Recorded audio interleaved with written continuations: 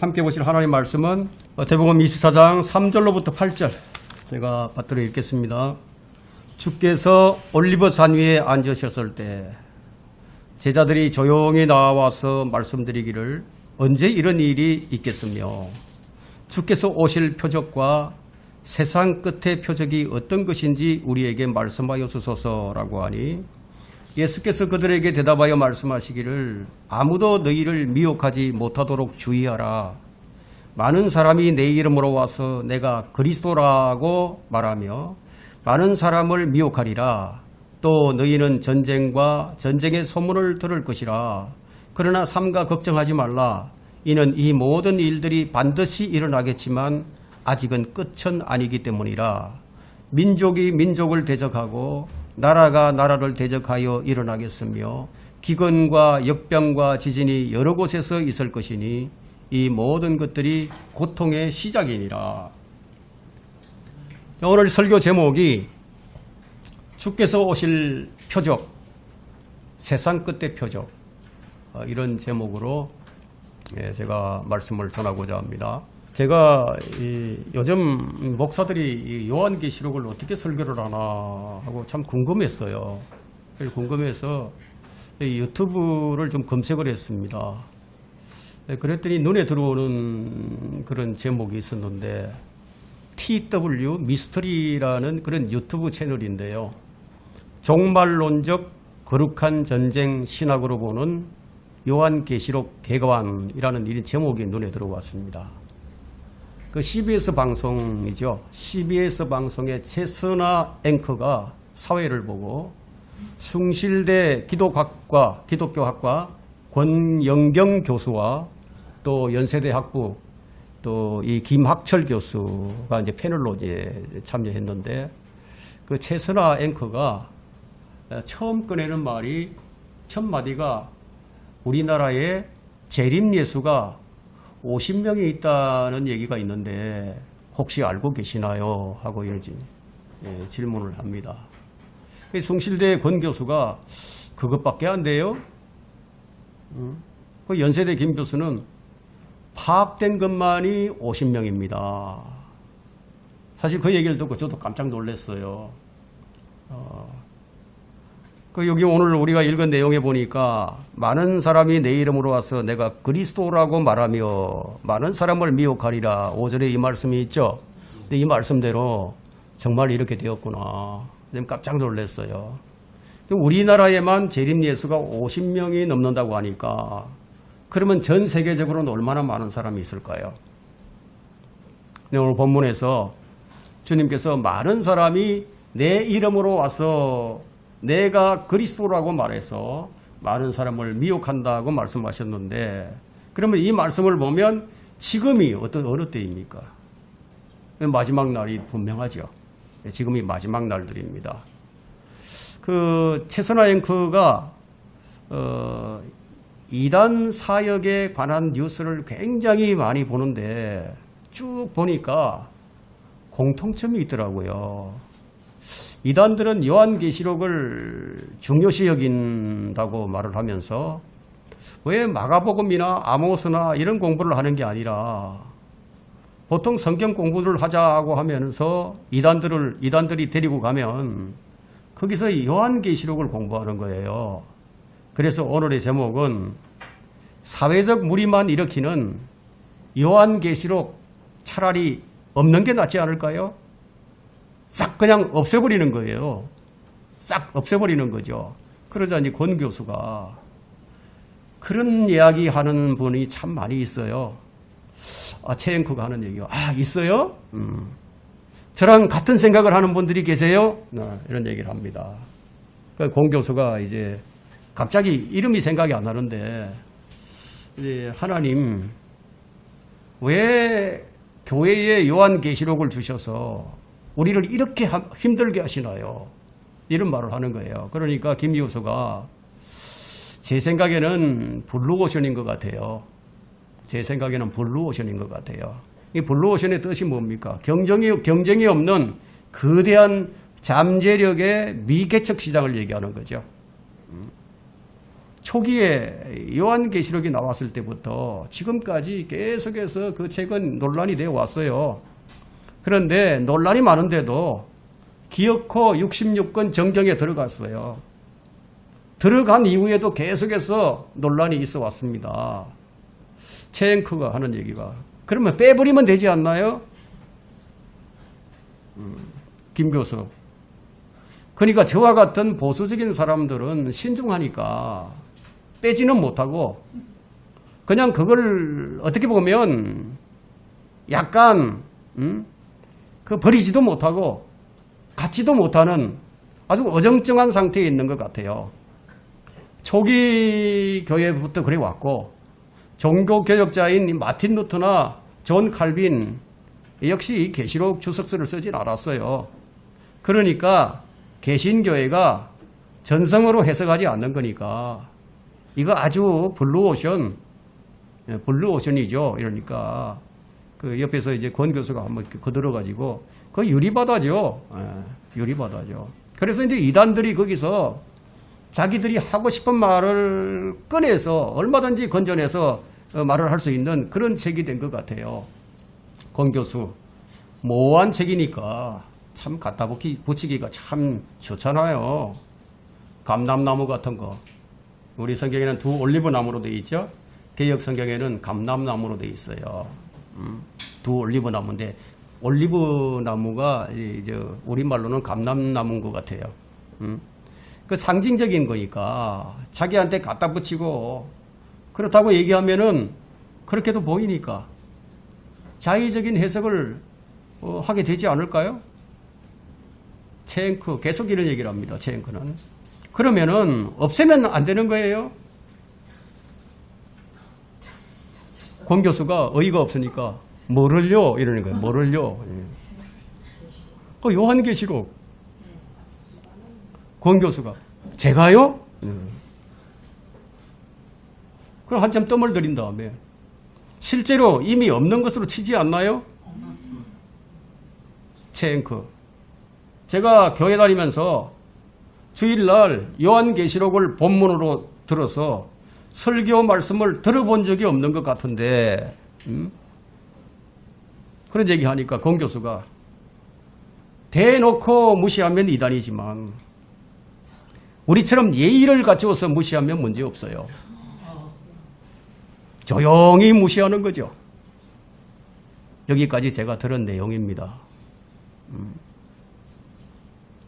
최앵커는 제가 볼 때는 성경을 잘 모르는 사람이고 여기 나온 패널로 나온 이 두 교수는 성경을 많이 안다고 하는 신학 교수들이에요. 신학교 교수들. 성경학자들이죠. 참으로 회개하고 어처구니 없는 대담을 제가 듣게 되었습니다. 두 교수의 말은 왜 이렇게나 논란이 많은 책이 66권 정경에 포함된 것인가 하고 하나님께 불만이 아주 많은 사람인 것 같습니다. 자, 이 사람들은 성경학자들로서 성경에 더하거나 빼거나 하면 책망과 저주를 받게 된다는 사실을 잘 알고 있을 겁니다. 토론의 주제가 성경에서 더하거나 빼거나 하는 정도가 아니라 아예 없애버리자고 하는 그런 주제니까 그러면 하나님께서 이들을 어떻게 대하셔야 할까요? 하나님께서 이 사람들을 도대체 어떻게 대하셔야 할까요? 이 사람들은 요한계시록 22장 18절부터 19절에 있는 재앙을 받을 사람들입니다. 여러분 요한계시록 22장 18절과 19절 한번 펼쳐보십시오. 성경의 제일 마지막 장이에요. 요한계시록 22장 18절과 19절. 제가 이건 제일 마지막 장만 찾아서 읽어드리는 거예요. 성경에 이런 말씀이 두 군데 더 있습니다. 18절부터 제가 읽습니다. 이는 내가 이 책의 예언의 말씀들을 듣는 각 사람에게 증거함이니 누구든지 이것들에 더하면 하나님께서 이 책에서 기록된 재앙들을 그에게 더하실 것이요. 또 누구든지 이 예언의 책의 말씀들에서 삭제하면 아예 없애버리자고 얘기하니까요. 이 말씀들에서 삭제하면 하나님께서 생명의 책과 거룩한 도성과 이 책에 기록된 것들에서 그의 부분을 제하여 버리시리라. 이 경고의 말씀이 여기 기록이 되어 있는데 그 사람들에게는 이 말씀이 장난처럼 들리는 거죠. 요한계시록 1장 1절에 분명히 이렇게 기록합니다. 예수 그리스도에 관한 계시라. 이는 하나님께서 속히 오셔서 반드시 속히 일어날 일들을 그의 종들에게 보이시려고 그에게 주신 것이요. 그의 천사를 그의 종 요한에게 보내어 알게 하신 것이라. 이게 요한계시록의 기록 목적입니다. 반드시 일어날 일들을 종들에게 보여주시려고 기록하신 거예요. 그런데 이걸 아예 없애버리자. 그렇다면 아예 요한계시록을 없애버리자. 이게 누구의 발상일까요? 여러분, 누구의 발상일 것 같습니까? 마귀가 아니라면 그거 어디서 나오겠습니까? 이런 얘기가. 이런 신학교 교수들로부터 배운 학생들이 졸업을 하고 나와서 목사가 되어서 목회를 하게 되면 그 사람들이 이 요한계시록을 가까이 할까요? 결코 가까이 할 수가 없겠죠. 그렇다면 그들이 무슨 설교를 하게 될까요? 성경의 가르침을 그대로 가르칠까요? 인본주의 설교나 은사주의 설교밖에 할 게 더 있겠습니까? 이런 자들 때문에 한국교회는 부패하고 멸망하는 거예요. 성경의 마지막 책을 없애버리자고 토론하는 자들이 여러분 정상적인 하나님의 사람들이라고 말할 수가 있겠습니까? 이단들 때문에 성경을 없애자. 구더기 무서워서 장어를 안 단 것입니까? 시편 138편 2절에는 이런 말씀이 있습니다. 이는 주께서 주의 말씀을 주의 모든 이름 위에 크게 하셨음이니이다. 하나님께서 자신의 모든 이름 위에 이 말씀을 더 높이셨다고 말씀하고 계시는데 자신들이 요한계시록을 풀지를 못하니까 무시하자, 없애자, 이런 토론이 일어나고 있는 그 자체만으로도 배교한 한국교회의 실상을 그대로 보여줍니다. 하도 어처구니가 없었어. 한국교회의 실상을 바로 알자고 하는 차원에서 제가 이 말씀을 준비했습니다. 여러분, 성경에는 열린 책이 있고 닫힌 책이 있습니다. 봉인된 책, 닫힌 책은 다니엘서입니다. 그러면 요한계시록은 열린 책이에요. 이제 닫혔던 책이 요한계시록을 통해서 열려지는 거예요. 계시록을 제대로 해석하지 못하는 신학자들은 왜 그럴까요? 성령께서 그들에게 조명을 주지 않으시니까 전혀 해석할 수가 없는 거죠. 이들을 공개적으로 나는 성령의 조명을 못 받고 있습니다 라고 공개한 것이나 마찬가지죠. 설교는 하나님의 말씀이 선포되는 시간입니다. 하나님의 말씀이 선포되고 있어요. 그렇다면 하나님의 감정이 선포되지 않으면 설교가 아니죠. 설교는 하나님의 분노와 하나님의 심판과 하나님의 책망과 하나님의 사랑과 하나님의 위로와 하나님의 자비와 하나님의 은혜가 감동으로 전해져야 하는 것이 설교예요. 그것을 가리켜 바울은 내 말과 내 설교는 성령과 능력 나타남으로 한다고 말을 했습니다. 저도 가끔 그런 기도를 많이 하죠.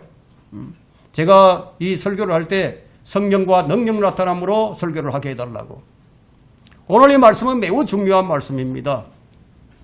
마태복음 24장은 대환란과 우리 주님의 재림을 주로 다루고 있는데 이 말씀을 잘못 적용하게 되면은 여기서 걸려 넘어지게 됩니다. 결론을 말하자면 대환란은 교회 휴거 이후에 일어날 일들이기 때문에 교회가 경험할 수 없는 사건이에요. 그러면 우리와 상관없는 말씀을 왜 우리가 알아야 합니까? 왜 알아야 하죠? 교회 휴거는 대환란과 함께 공부해야 할 필연성이 있기 때문이에요. 휴거와 재림은 언제 일어납니까? 우리 주님께서 말씀하셨죠. 36절에서 그러나 그 날과 시간에 관해서는 아무도 모르나니 심지어는 하늘의 천사들도 모르고 오직 나의 아버지만 아시느니라. 그 날과 그 시간은 아무도 몰라요. 하지만 세상 끝의 표적을 보면 가까이 온 줄로 우리가 알 수는 있습니다. 그래서 우리 주님께서 세상 끝에 표적이 어떤 표적이 있을 것인지를 말씀해 주신 거예요. 마지막 시대를 살고 있는 우리 측면에서 볼 때 오늘의 설교는 매우 중요하고 우리를 일깨우는 것이고 우리에게 소망을 주는 것이고 우리에게 위로를 준다는 사실을 우리가 확신을 하게 됩니다. 첫 번째 우리가 살펴볼 것은 주께서 오실 표적과 세상 끝의 표적에 대한 제자들의 질문입니다. 예수님의 제자들이 예수님께 질문을 했습니다. 3절을 보니까 질문을 하고 있죠. 주께서 올리브산 위에 앉으셨을 때 제자들이 조용히 나와서 말씀드리기를 언제 이런 일이 있겠으며 주께서 오실 표적과 세상 끝의 표적이 어떤 것인지 우리에게 말씀해 주소서. 언제 이런 일이 있겠습니까? 자, 이것은 2절에서 우리 주님께서 말씀하신 그 말씀이 있죠. 바로 그 위에 보면은 여기 돌 하나도 돌 위에 남지 않고 다 무너지리라고 하시더라. 다 무너질 때를 가리키고 있죠. 예루살렘 성벽에 돌 하나도 안 남아요. 다 없어진다 이거예요. 바로 이 때문에 신학적으로 무천년주의자들과 후천년주의자들은 AD 70년에 로마의 티투스 장군에 의해서 파괴된 예루살렘에게 적용을 하지만 예루살렘의 파괴는요 AD 70년 만에 일어나지 않았어요. 역사는 반복되는 거예요. 그래서 예루살렘의 파괴는 다시 반복될 수 있고요. 또 앞으로도 반복될 수가 있습니다. 앞으로 대환란 중에 또 한 번 파괴가 있을 것인데 아직 예루살렘에는 성전이 없어요. 지금. 그러면 파괴되려면 제3성전이 지어져야 되겠죠. 그래야 다시 파괴가 일어나니까. 자, 우리가 한 가지 주의해야 하는 것은 예수님이 오셨던 초림 때 처음 오셨던 2000년의 초림과 다시 오실 재림, 예수님의 재림의 상황이 너무너무 비슷하다는 거예요. 비슷해요. 자, 이 점을 이해하는 사람에게는 이 진리가 더욱더 분명해집니다. 언제 이런 일이 있을 것인가? 거기에 대한 답변은 4절부터 14절에 쫙 나옵니다. 다 읽어볼 수는 없고요. 자, 주께서 오실 표적이 무엇인가? 그거에 대한 답변은 15절부터 22절에 쫙 기록이 되어 있습니다. 그리고 세상 끝의 표적은 무엇인가에 대한 답변은 23절로부터 25절에 주어집니다. 그러나 이러한 구분은 큰 의미가 없어요. 왜냐하면 주께서 오실 표적과 세상 끝의 표적은 분리될 수가 없는 사건이기 때문입니다. 자, 일부 신학자들이 이 사건을, 이 구절을 AD 70년에 국한시키지만 결코 그럴 수가 없는 것은 AD 70년에는 많은 사람이 내 이름으로 와서 내가 그리스도다, 내가 그리스도라 이렇게 얘기를 하면서 미혹하는 사건이 없었기 때문이에요. 그러면 여기서 말하고 있는 언제 이런 일이 일어날 것인가에 대한 질문은 AD 70년이 될 수가 없는 거죠. 그럼 예수님께서 AD 70년의 예루살렘 파괴와 반복되는 사건으로 종말의 사건을 예언하신 거예요. 그러므로 여기 돌 하나도 돌 위에 남지 않고 무너지리라는 2절의 말씀은 AD 70년에 그 사건은 적용시킬 수가 있으나 4절 이후의 사건은 재림의 상황에 적용해야만 한다는 거예요. 그리스도가 와서 만일 다른 사람이 내가 그리스도다 이렇게 미워가는 사람들이 와야 하니까. 베드로는 베드로후서에서 재림과 세상의 종말을 예언하면서요, 이렇게 얘기를 했습니다. 그것이 베드로후서 1장 19절에 있는 말씀인데요. 우리에게 더 확실한 예언의 말씀이 있으나, 확실한 예언의 말씀이 있다는 거죠. 날이 새어, 샛별, 그러니까 데이스타라고 얘기하는데요. 아니 뭐 태양이겠죠.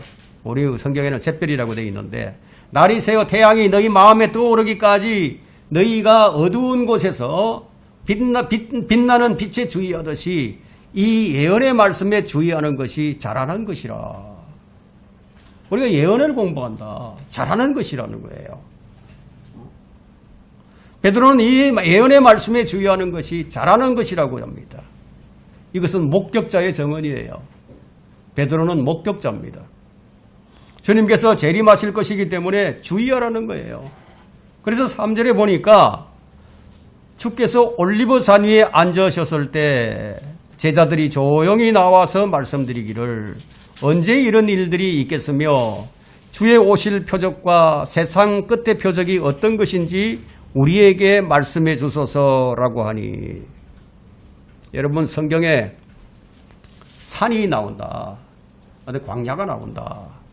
그러면 그 의미가요, 세상과 분리되는 것을 의미합니다. 세상의 분리, 세상과의 분리. 그리고 뭘 얘기하느냐? 성별을 얘기하는 거죠.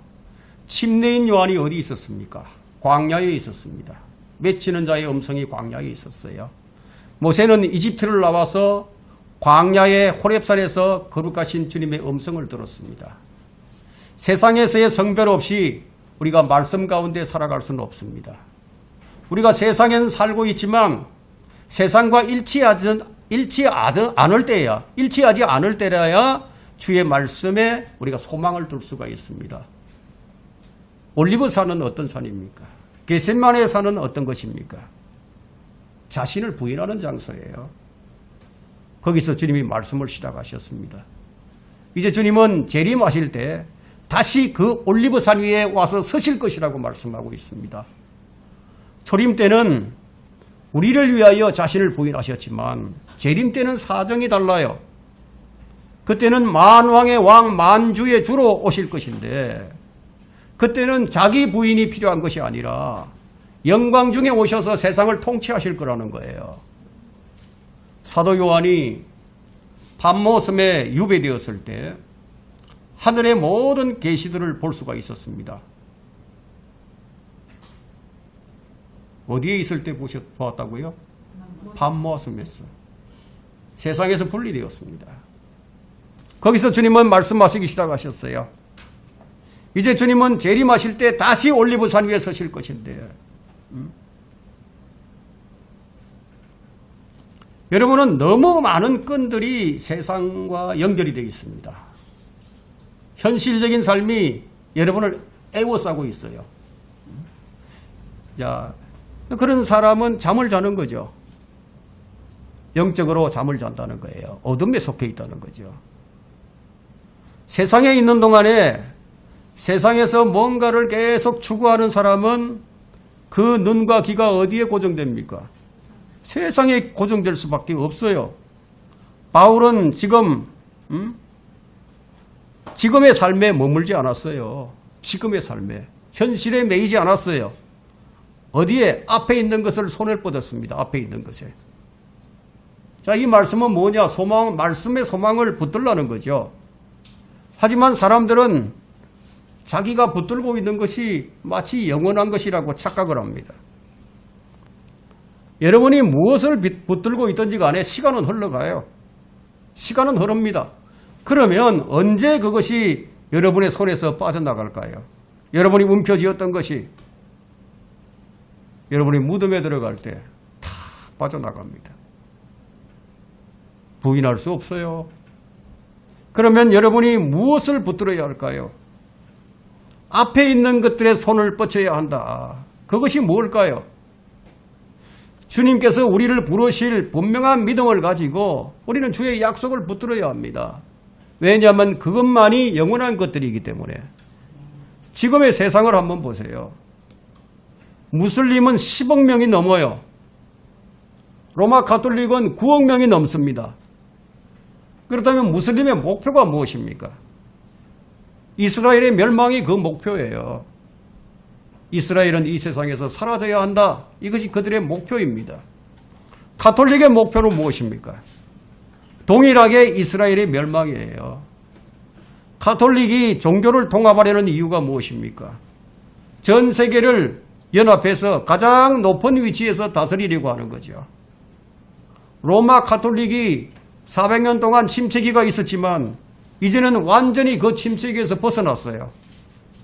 종교개혁 기간 동안 400년 동안은 가톨릭은 침체기가 있었습니다. 그러나 지금은 침체기에서 벗어나서 세계에서 가장 강력한 국가가 되었어요. 가장 작지만 가장 큰 나라가 되었습니다. 이 말씀을 드리는 이유는 뭐냐? 야곱의 고난의 때인 대환란이 곧 눈앞에 다가왔다는 거예요. 얼마 남지 않았다는 거예요. 이스라엘 대환란은 이스라엘의 고난을 위해서 주어진 것입니다.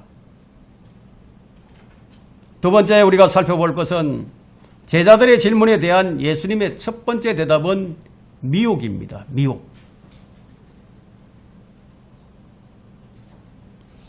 사절을 보세요. 예수께서 그들에게 대답하여 말씀하시기를 아무도 너희를 미혹하지 못하도록 주의하라. 마지막 때에 관한 첫 번째 표적이 많은 사람을 미혹한다는 거예요. 그러나 이 경고는 많은 그리스도인들에게 받아들여지지 않고 있습니다.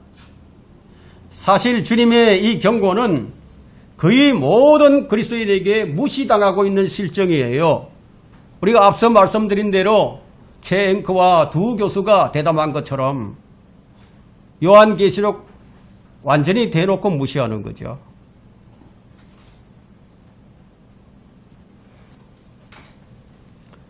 다른 명령들, 즉 이웃을 사랑하라 라는 명령은 사회 복음을 전하는 자들에게는 잘 받아들여지고 있습니다. 성령으로 충만하라는 명령은 은사주의자들에게 잘 활용되고 있고 혼들을 이겨오는 자는 현명하다라는 명령은 근본주의자들에게는 잘 지켜지고 있습니다. 그런데 아무도 너희를 미혹하지 못하게 하라. 아무도 너희를 미혹하지 못하도록 주의하라. 이 명령은 대부분 그리스도인들에게 개무시되고 있습니다. 마치 요한계시록이 무시되고 있는 것처럼 말이죠. 지난 1500년 동안 로마 가톨릭은 많은 사람들을 미혹했습니다. 성경에 없는 것들을 만들어서 마치 성경에 있는 것처럼 성경이 그렇게 말씀하고 있는 것처럼 미혹했습니다. 예를 들어서 촛불, 묵주, 로사리오, 마리아 기도, 동부성사, 견진성사, 주교, 대주교, 추기경, 교황, 사제, 수녀, 고해성사 등은 성경에 없는 용어들입니다. 성경에 없는 것들로 경건의 분위기를 만들죠. 그래서 사람들이 거기에 미혹되게 만듭니다. 종교개혁 시대에는 개혁신앙 사이에 파고든 누룩들이 있었습니다. 누룩은 성경에서 거짓 교리들이죠. 거짓 교리들로 사람들을 미혹했습니다. 지금 현대에는 학자들과 주석가들과 많은 설교자의 거짓 교리로 사람들을 미혹합니다. 이들은 아무도 어떤 모양으로도 너희를 미혹하지 못하도록 주의하라. 이 명령을 무시하는 거죠. 아무도. 그러니까 교황도, 주기경도, 신부도, 주석가도, 신학교 교수도, 목사도 너희를 미혹하지 못하도록 주의하라는 이 명령을 무시하고 있다는 거예요. 이 명령은 영적 분별력에 관한 명령입니다. 여러분, 소경을 이끌고 가면 어떻게 되죠? 둘 다 구렁텅이에 빠져버립니다. 이 명령을 수행하기 위해서는 진리의 지식에 이르라고 얘기합니다. 진리의 지식에 이르라. 진리의 말씀을 올바로 나눌 때만이 진리 지식에 이르기가 가능합니다. 올바로 나누어야 합니다. 자, 이런 일은 디모데후서 3장 1절에서부터 7절에 교회 시대의 마지막에 구체화되고 있고요. 베드로후서 2장 1절로부터 3절에서 대환란에 더 확실시 될 것입니다. 자, 우선 베드로후서 2장 1절로부터 3절을 한번 보도록 하겠습니다. 어떤 일들이 일어날 것인지 그것을 설명을 하고 있습니다. 베드로후서 2장 1절로부터 3절입니다. 그러나 백성 가운데 거짓 선지자들이 있었던 것처럼 구약시대에는 거짓 선지자들이 있었다는 거예요. 너희 가운데도 거짓 교사들이 있으리라. 거짓 목사들이 있을 것이라는 겁니다. 거짓 신학자들이 있을 것이라고. 그들은 저주받은 이단들을 비밀리에 불러들여서 자신들을 사신 주마저 부인하며 급격한 파멸을 스스로 불러들이느니라. 스스로 불러들인다는 거예요. 또한 많은 사람이 그들의 파멸의 길을 따르리니 그들로 인하여 진리의 길이 비방을 받을 것이라. 그들은 탐욕을 품고 지언의 말로 너희에게서 이득을 취하리니 주머니를 털어낸다는 거예요. 이제 그들의 심판은 예로부터 지체하지 않으며 그들의 멸망은 졸지 아니하느니라. 베드로후서 2장은 초림 때 사건과 재림 때 사건이 반복된다는 것에 대한 아주 좋은 설명입니다. 베드로는 여기서 과거에 있었던 것처럼 미래에도 있을 것이라고 말을 하는데 우리는 이것을 통해서 초림과 재림이 얼마나 비슷한 상황으로 연결되는지를 알 수가 있습니다. 자, 예수님은 초림 때에 거짓 선지자들, 즉 바리새인과 사두개인 등의 종교 지도자들에 관해 항상 강력하게 책망을 하셨습니다. 그들이 당시에 거짓 목자들이었어요. 그래서 백성들을 목자 없는 양으로 방치해뒀을 뿐만 아니라 양의 가죽을 쓴 이리들로서 하나님의 양들을 파멸로 인도했듯이 마지막 때에도 마지막 때인 대환란에 다시 한번 이런 무리들이 나와서 즉 그리스도 휘하에서 백성들을 파멸로 인도할 것이다. 이렇게 역사는 반복되는 것임을 알 수가 있습니다. 그러면 교회 시대의 마지막 때인 지금 역시 마찬가지예요. 지금은 어느 정도의 시점에 와 있느냐. 지금 교회 시대에서 대환란 시대로 들어가기 위해서 그냥 마지막 단계 구부동선에 와 있는 거예요. 자, 그러면은 요한계시록을 없는 것처럼 여기고 요한계시록을 아예 성경에서 없애버리자고 하는 자들을 참된 교사라고 말할 수 있겠습니까? 그들은 어떤 교사입니까? 거짓 교사들이죠. 그래서 주님께서는 아무도 너희를 미혹하지 못하도록 주의하라고 경고하신 겁니다. 그럼 어떻게 미혹한다는 것인가? 많은 사람이 내 이름으로 와서 내가 그리스도라고 말하며 많은 사람들을 미혹하리라. 지금 하나님의 교회라고 안상홍 내가 하나님이다. 안상홍이 죽고 나니까 안상홍의 부인이 아내 되는 사람이 나는 어머니 하나님이다. 이러고 있죠. 그게 수많은 사람들이 따라가죠. 신천지 장막 성전을 만들어 가지고 신천지가 안 되면 구원이 없다. 우리 교회로 와라. 이러고 있죠. 얼마나 많은 사람들이 넘어가고 있습니까? 저 계룡산에 가면은 재림 예수가 50명이 넘는다고 합니다. 어디 그뿐이겠습니까?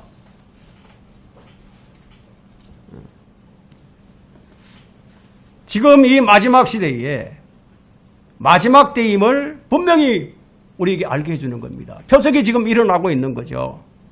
그런데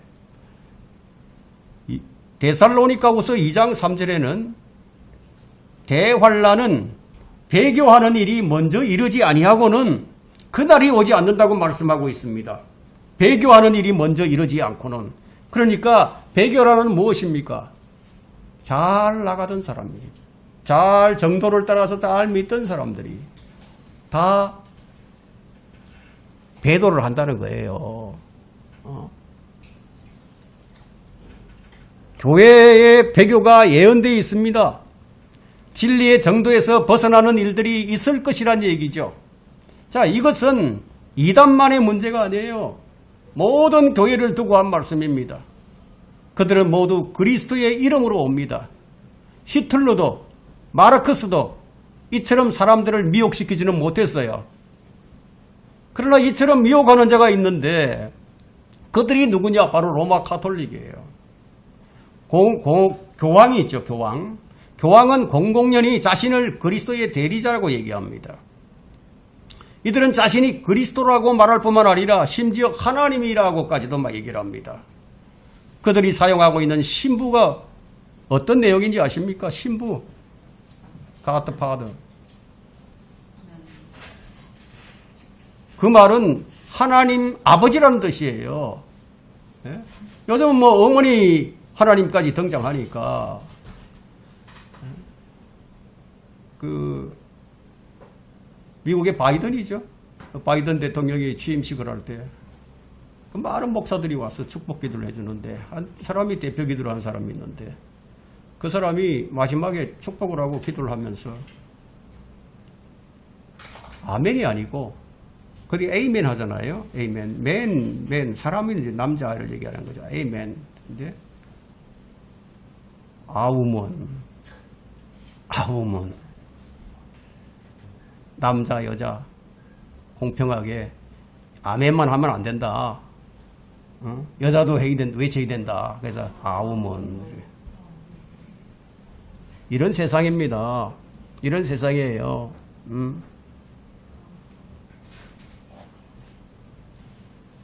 이제 이런 예언이 말이죠. 즉 그리스도에 의해서 구체화될 것인데요. 예수님이 그리스도인 것처럼 사탄도 그리스도예요. 기름 부음 받았어요. 둘 다. 그래서 그는 적 그리스도로 나타납니다. 근데 그를 추종하는 사람들이 많이 있을 것인데 그들이 누구냐? 거짓 선지자들과 거짓 교사들이에요. 이런 사람들은 자기를 그리스도라고 얘기하면서 또는 그리스도의 대리자로 나타날 것이라는 겁니다. 지금 교회 시대의 마지막에 많은 사입이 이단 종파의 교주들이 자신을 하나님이라고 자기가 예수라고 하는 말을 들을 수 있으나 이런 현상은 대환란 시대에는 더 많아질 것이라는 겁니다. 왜냐하면 지금 있는 가짜들은 정상적인 사람이라면 넘어가지 않을 아주 변태적인 교리를 가지고 나와서 사회를 혼란시키고 조장을 하고 있지만 앞으로 있을 가짜 그리스도들은요. 정상적인 사람들도 넘어갈 만한 아주 그럴듯한 교리를 가지고 나와서 사회 안정을, 사회의 인정을 받으면서 활동을 하기 때문이에요. 지금의 내가 그리스도라고 말하는 가짜들은 소수의 사람들을 미혹할 뿐이지만 미래의 거짓 그리스도들은 많은 사람을 미혹합니다. 성경이 경고하는 것은 소수가 아니라 지금 여기서 많은 사람이라고 얘기하고 있습니다. 이 사실은 이 시대에도 적용할 수가 있죠. 특별히 라오디케아 교회 시대의 후반부에 살고 있는 우리는 진리를 따라가는 사람들보다도 오류를 따라가는 사람들이 훨씬 더 많은 것을 우리가 보고 있기 때문이에요.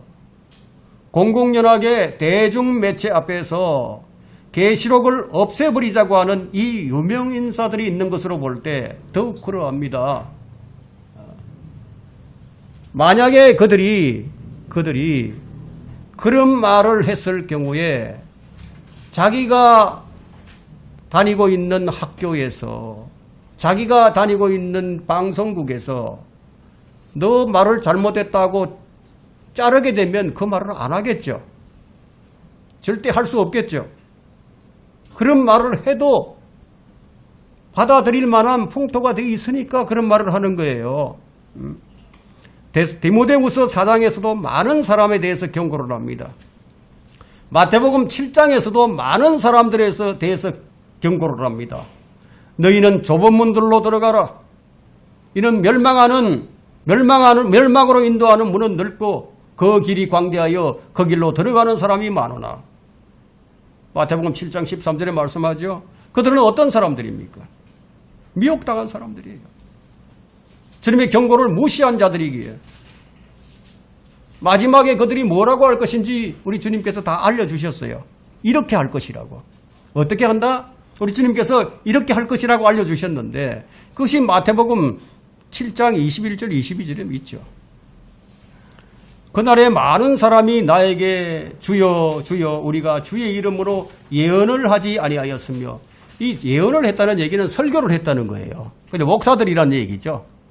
주의 이름으로 마귀들을 쫓아내지 아니하였으며, 이건 귀신들을 쫓아낸다고 하는 사람들이란 말이에요.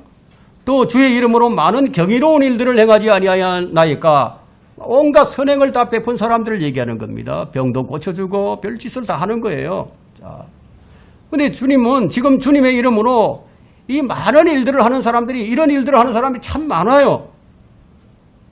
그들은 무엇이 되었든지 다 주의 이름으로 합니다. 그런데 그들에게 주님께서 뭐라고 말씀하십니까? 마태복음 7장 23절에 그때 내가 그들에게 분명히 말하되 나는 너희를 전혀 알지 못하나니 너희 불법을 행하는 자들아 내게서 떠나가라. 떠나가라. 우리 주님께서 모르겠대요. 나는 널 모른다. 네가 내 이름으로 어떤 일을 했든지 간에 나는 널 모른다. 베드로후서 2장 2절도 마찬가지예요. 그래서 우리가 제대로 믿어야 되는 거예요. 제대로 믿어야 됩니다. 베드로후서 2장 2절에도 또 많은 사람들이 그들의 파멸의 길을 따르리니 그들로 인하여 진리의 길이 비방을 받을 것이라. 이런 말씀으로 볼 때 진리의 길은 항상 소수에게만 열려 있습니다. 이 시대에 1000명의 설교자 중 10명 정도가 구원의 복음을 전한다면 그 중에 한두 명 정도가 하나님의 바른 말씀을 사랑하고 성경의 올바른 체계 속에서 예수 그리스도에 관한 계시로 성도들을 양육하고 세상을 사랑하지 말라는 성경적 가르침으로 성도들을 책망하겠죠. 그래서 진리를 따르는 사람들은 결코 다수가 아니라 소수일 뿐입니다. 세 번째, 우리가 살펴볼 것은 세상 끝의 표적들은 무엇인가 하는 거예요. 6절과 7절을 한번 보십시오. 마태복음 24장 6절과 7절에 또 너희는 전쟁과 전쟁의 소문을 들을 것이라. 그러나 삼가 걱정하지 말라. 이는 이 모든 일들이 반드시 일어나겠지만 아직은 끝이 아니기 때문이라. 민족이 민족을 대적하고 나라가 나라를 대적하여 일어나겠으며 기근과 역병과 지진이 여러 곳에서 있을 것이니 이 모든 것들이 고통의 시작이니라. 제자들이 이런 경고를 받았을 때 그들은 어떠한 전쟁에 대해서도 염려하지 않았습니다. 그들은 적어도 사도행전이 끝나는 AD 62년까지는 전쟁에 대한 어떤 암시도 받지 못했습니다. 우리는 사도행전에서 전쟁과 전쟁에 대한 소문을 발견할 수가 없습니다.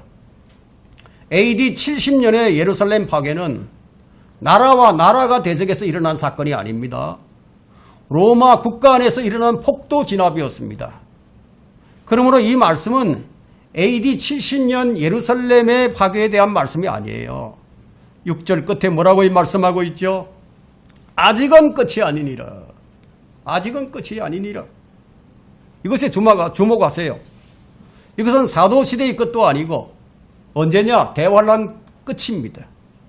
민족이 민족을 대적하여 일어나는 일은 4세기 중엽까지는 일어나지 않았어요.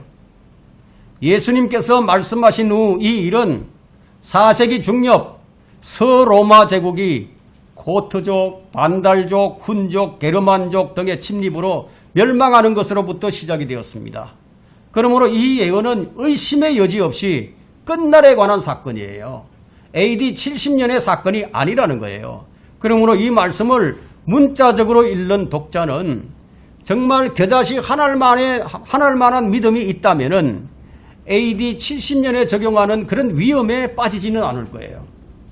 단지 예수님의 예언을 은유적으로 상징적으로만 보려고 하는 학자들만이 이런 오류에 빠지게 되는 겁니다. 다시 말하면 AD 70년에 민족이 민족들을 대적하여 일어나지 않았어요. 나라가 나라를 대적하여 일어나지도 않았어요. 또 기근과 역병과 지진도 그때는 그렇게 없었어요. 더욱이 이 말씀을 예수님으로부터 들었던 사도들 중 누구도 AD 70년 이후에 주의 이름을 위해서 모든 민족에게 미움을 받지도 않았습니다. 왜냐하면 요한을 제외하고는 그때까지 살아있는 자가 아무도 없었기 때문이에요. 단지 몇 가지 사건들만이 등장하게 되는데 사도행전 12장에서 야고보가 순교를 하고요. 같은 장 12장에서 베드로가 박해를 당하고요. 28장에서 바울이 박해를 받았을 뿐입니다. 그러나 이 예언에 대한 완전한 성취는 당대에 이루어지지 않았어요. 우리 구절을 한번 보세요. 구절을 보니까 어떤 일이 일어나게 됩니까? 그때에는 사람들이 너희를 고난받도록 넘겨주며 죽이리라. 또 너희는 내 이름으로 인하여 모든 민족에게 미움을 받으리라. 지금 우리가 예수님을 믿는다고 해서 모든 민족들로부터 미움을 받고 있습니까? 그렇지 않죠. 앞으로 이런 일이 있을 것이라는 거예요. 앞으로 대환란 때는 이런 일이 있다는 거예요. 우리는 이제 이제 마태복음 10장 21절부터 23절에서 제자들에게 경고하신 말씀이 당대에도 성취되지 않았고 미래에 성취되는 것임을 우리는 알았습니다. 자, 10절과 본문 24장 10절과 12절을 봅니다. 10절과 12절. 그때 많은 사람이 실족하게 될 것이며 실족하게 된다는 거예요. 서로 잡아서 넘겨주고 예수 믿는다고 잡아서 넘겨주고 서로 미워하겠으며 또 많은 거짓 선지자가 일어나서 많은 사람을 미혹하리라. 불법이 성행함으로 많은 사람의 사랑이 식으리라. 사랑이 식는다. 이게. 트랜스젠더가 지금 그걸 보여주고 있죠. LGBTQ 동성연애 불법이 성행한다. 이게. 사랑이 식는다. 이게. 본문에는 만원과 관련해서 이 기간 끝에 등장하는 몇 가지 사건이 등장하게 됩니다. 바로 첫째, 많은 사람이 실족할 것이다. 둘째, 많은 사람이 서로 배반할 것이다. 셋째, 많은 사람이 서로 미워할 것이다. 넷째, 많은 거짓 선지자가 일어날 것이다. 다섯째, 많은 사람이 그들에게 미혹될 것이다. 여섯째, 많은 사람이 사랑이 식을 것이다. 그래서 우리가 하나님의 말씀에 대한 올바른 이해가 없다면요, 사실 누가 거짓 선지자인지 구별하기 어려워요. 그 CBS 앵커가 대담한 그 내용을 들은 사람들이 이런 것을 구별할 수 있겠습니까? 구별하지 못해요. 왜냐하면 그들은 거짓 선지자들이 진짜 선지자들하고 비슷하게 나타나기 때문에 구별하기 어려워요. 다 유명세를 타고 있는 거룩해 보이는 어려워 보이는 그런 목사들과 신학자들이에요. 그러나 성경에 제시된 선지자들의 모습을 보게 되면 우리는 거짓 선지자를 구별해낼 수가 있습니다. 성경에 나오는 선지자들, 특별히 구약의 신정 통치에 있어서 그 사람들은 선지자들은 그야말로 그 사람들은 특수부대원 같은 사람들이었습니다. 이들에게는 특수부대원, 부대 요원임을 알리는 마크와 표식이 붙어 있었습니다. 이 사람들은 특별한 임무를 맡았던 사람들입니다. 이들은 하나님께서 민족들을 심판하실 것임을 강조를 했고요. 이들의 메시지는 항상 오류가 없는 하나님의 말씀에 근거해서 얘기를 했습니다. 이들은 유일한 희망으로 모세 오경의 예언들을 성취하실 그 메시아를 제시했고요. 또한 이들은 모든 종류의 통합과 인종 혼혈을 절대적으로 반대했습니다. 그러나 새로운 도덕과 교회의 일치, 특별히 하나됨을 주장하는 현대의 선지자들과는 전혀 성격이 달랐어요. 그들은 과학에 신뢰를 두고 있었고 인류 평화를 인류가 추구해야 할 최상의 것으로 여기면서 세상에 순응하도록 가르치면서 성경을 비판하면서도 다른 사람의 신앙을 비판한 것을 죄라고 여기지 않는다는 거예요. 이 거짓 선지자들이 이렇습니다.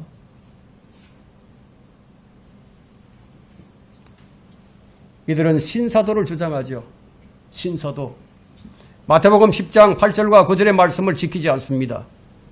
마태복음 신사도를 주장하면은 적어도 마태복음 10장 8절과 9절에 있는 말씀을 지킬 수 있어야 되겠죠.